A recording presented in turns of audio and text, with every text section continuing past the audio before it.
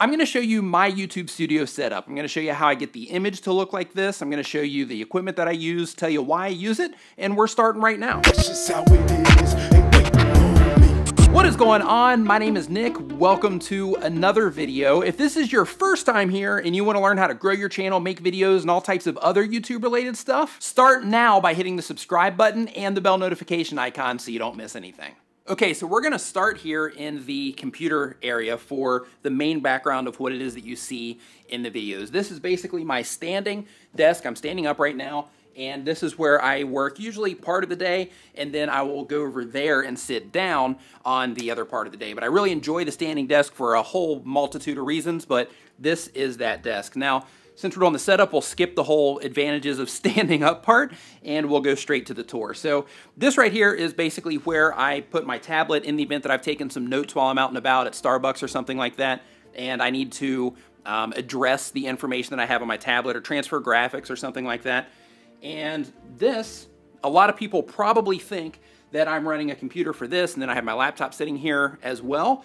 It's not the case. I actually have my laptop plugged in, or the monitor actually plugged into my laptop, with the laptop sitting here powering this whole setup over here. So this is a pretty powerful laptop. It is an Acer, and I'm not sure what the actual guts of it are because I'm not a computer tech guy, but what I can tell you is that if I don't put any filters on my videos, this thing can render my projects out in real time, which basically means for every minute of video, it takes me a minute to render. So if I have a 20-minute video, then it'll take me about 20 minutes to render it out. Same thing goes for a 5 minutes video. However, I add a lot of, plugins and effects and things like that to my videos, which ups the amount of time it takes me to render. So, it'll usually take me about 15 to 20 minutes to get through a 5 to 8 minute video.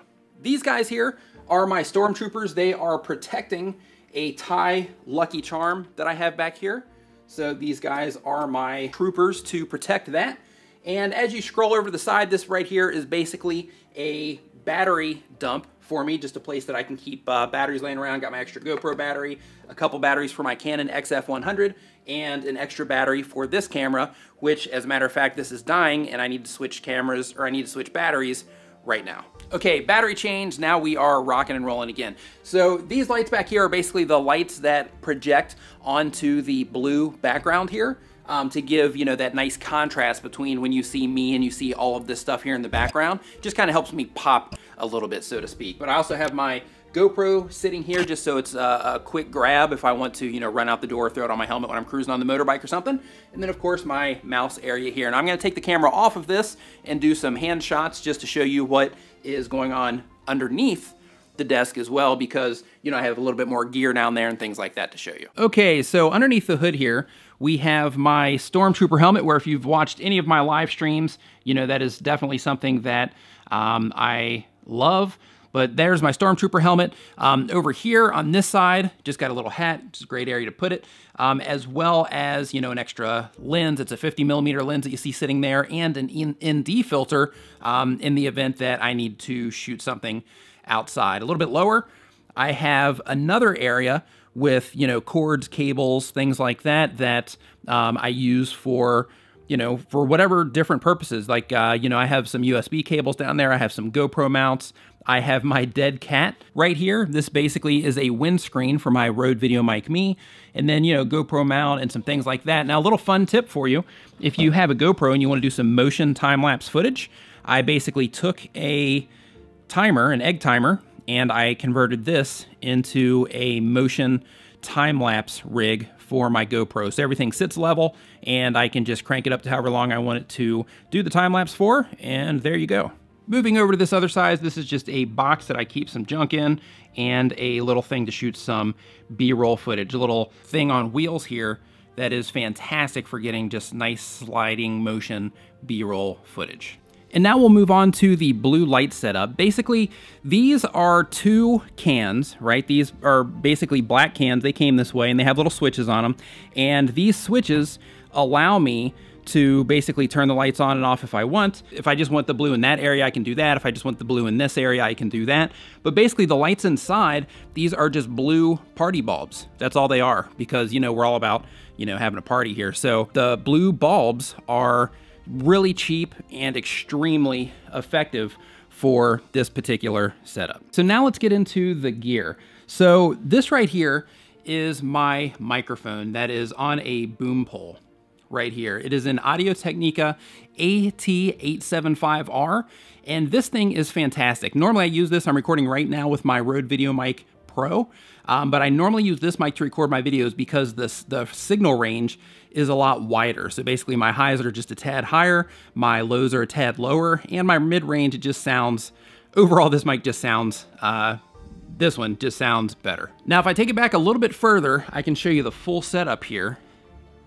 And you can see that basically this is my entire setup as far as that is concerned. So in a nutshell, I have my light, my one light right over here is my key light. And then I have another light up here at the top, which is basically my fill light to add some light to the other side of my face. And then the camera that I'm holding right now would go here. It is a Canon 70D. And then my mic is plugged in to, basically if you follow the line down here, it all ends in my Zoom H4n audio recorder. And with this Zoom H4n audio recorder, you'll see this red cable coming out of the line jack here on the side. And that red cable actually plugs into the DSLR that I'm holding in my hand right now. And one thing that I want to go ahead and recommend, because I just saw it pop up on the camera here, if you look down here at the bottom, I mentioned before about my standing desk. Well, this area down here is basically foam that I use to stand on so that my feet don't hurt. And this is something that I can prop my foot up on to kind of shift my weight around from time to time and things like that. It's pretty makeshift because, you know, I work with what's available to me in the location that I'm in. Pretty makeshift, but, you know, it works out pretty good. Now let's move over to the other desk. Okay, so this area over here is my live streaming station. This is a new addition to my setup, and I run this one off of a real desktop instead of a laptop. I'm not sure of what the specs are for this, but I do know that it's a beast. It cranks through video like crazy. I'll have here, if we move up to the top, I have my little tablet because, you know, I do graphic work as well, so I have my tablet so I can, you know, sketch things out or get into finer detail. Here I'm just using just a normal, relatively cheap monitor. My camera, this is a Logitech C922, and the reason I use this instead of the older Logitech C920 is because it records at a faster frame rate. So I thought, but unfortunately, I can't use that faster frame rate with my internet speed that I have here. Tuber Tools, my website. I have that open. If you want any graphics for your YouTube channel, make sure you head over to tubertools.com. We just recently opened up a members area as well. You can check that out at tubertools.com/members. This mic here is a Rode Podcaster mic. I absolutely love this thing. Normally, I use this one, which is an Audio-Technica AT, gosh, what is this one? It's an AT something. Basically, it's an XLR version of their mic. It's not a real high-end mic, but it definitely gets the job done, and I am very happy with that mic. The only reason that this one is here, this is not the one that I am normally using. This one is the one that I always use in my live streams that you see there if you watch my videos on a regular basis. This one right here is only here because I'm testing it for a new project that I'm working on.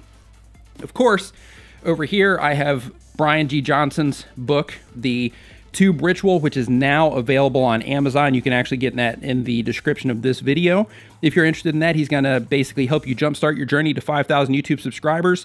I am in this book, which is cool, but more importantly than that, the information that Brian shares in this book is absolutely monumental and foundational for starting your YouTube channel. This is extremely important, and for the sake of credibility, because I know that a lot of people say, well, maybe you've never even seen Brian G. Johnson. If this is your first time watching my videos and you haven't seen Brian, this is also forwarded by the Daryl Eves. So I also have another book here that I keep on my desk by Paul Democritou. This is Success IAO, also a fantastic success book, but that one is not specifically YouTube related, where the Tube Ritual is. I highly recommend both of those books. This one, because you're a YouTuber, go and get this one right now through the link in the description. Very important. The headphones that I'm using are also Audio-Technica.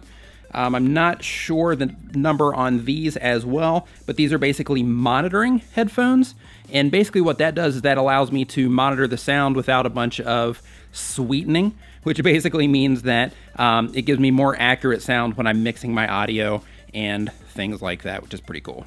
Now, when I'm running my audio for the live streams, I run it through this, or any type of voiceover stuff that I do. I run it through this, and this is a Focusrite audio interface. So this mic right here, or this mic if it's plugged in, both of them route through this. They run down through the back, and they come up in the back, and they plug in right here, whichever one it is that I happen to be using at the time. And one of my most favorite things about this setup is how everything looks when it is in the dark. Basically, when there are no lights and I'm just in here vibing with some good music and, you know, just kind of relaxing and hanging out and working on whatever project I'm working on, I absolutely love the vibe that these colored lights create. And, you know, it's just nice and dim and really great for the creative juices. So that, in a nutshell, is my YouTube studio setup. I'm extremely happy with both desk areas that I have. They're extremely efficient for me, and both computers, the desktop and the laptop, are networked, so it doesn't matter which station I'm in. I can just pull information back and forth, which makes it fantastic and really easy to transition between the standing setup and the sitting setup that I have over here. If you have any questions at all about either of the setups or any of the equipment that I use or anything like that, feel free to leave it down in the comments below and I will answer when I see it. Remember to give this video a thumbs up and share it with any YouTube buddies that you have, and if you're not already subscribed, make sure you hit the round subscribe icon right now so you don't miss anything. Thank you so much for watching. I'll see you next time.